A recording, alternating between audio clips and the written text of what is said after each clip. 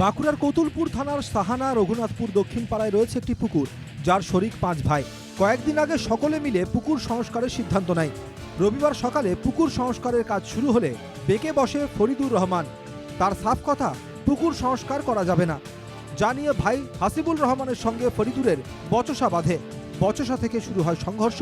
তর্কাতর্কি চলাকালীন ফরিদুর হঠাৎই পেট্রোল ঢেলে হাসিবুলের গায়ে আগুন লাগিয়ে দেয় বলে অভিযোগ। মাটি কাটার ওর কাকুর ছেলে এসে বাধা দেয়, জিসিবি আগুন ধরাতে যায়। সেখানে ওর আর একটা কাকার ছেলে মানা করে যে এখানে সব চাচারা সহমত হয়ে কাজটা করেছি, তো তুই বারণ করতে এসছি কেন, এইটা বলার কারণে তার গায়ে পেট্রোল ঢেলে আগুন ধরিয়ে দেয়। ওদের একটা ছোট্ট থেকে ডোবা আছে, ওই ডোবাটা ওদের 4 চাচার ভাগ আছে। ডোবাটাকে পরিষ্কার করছিল। এই দোকানওয়ালা যে বলছে পরিষ্কার করতে দেবো নি, ও বলছে কেন করলে কি হবে, মাছ ছেড়ে খাবো তো বলে ওই দোকান থেকে পেট্রোল নিয়ে যে ছেলেটার গায়েতে পেট্রোল মেরে ডিসলাইট দিয়ে ধরিয়ে দিয়েছে। গুরুতর জখম হাসিবুলকে কতুলপুর গ্রামীণ হাসপাতালে নিয়ে যাওয়া হয়। অবস্থার অবনতির কারণে হাসিবুলকে পাঠানো হয় আরামবাগ মেডিকেল কলেজে। হাসিবুলের অবস্থার অবনতির খবর ছড়িয়ে পড়তেই উত্তেজনা ছড়ায় গ্রামে।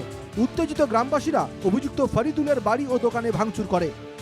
শরিকি বিবাদ থামাতে ঘটনাস্থলে আসে কতুলপুর থানার পুলিশ। পুলিশি হস্তক্ষেপে পরিস্থিতি নিয়ন্ত্রণে আসে। উত্তেজনা থাকায় গ্রামে পুলিশ পিকেট রয়েছে। এখন উত্তপ্ত ছিল, পুলিশ এসছে, ডিএসপি এসছে, বড়বাবু আসছে, প্রচুর ঝুনঝাটি হয়েছে।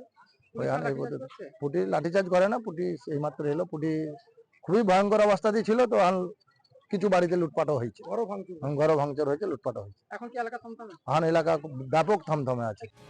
ঘটনার পরই এলাকা ছেড়েছিল অভিযুক্ত ফরিদুর। তবে তল্লাশি চালিয়ে কতুলপুর থানার পুলিশ তাকে গ্রেপ্তার করেছে। ঘটনার তদন্ত শুরু করেছে পুলিশ। থমথমে হয়ে রয়েছে সাহানা রঘুনাথপুর গ্রাম। বাঁকুড়া থেকে মানস রায়ের রিপোর্ট, NK TV বাংলা।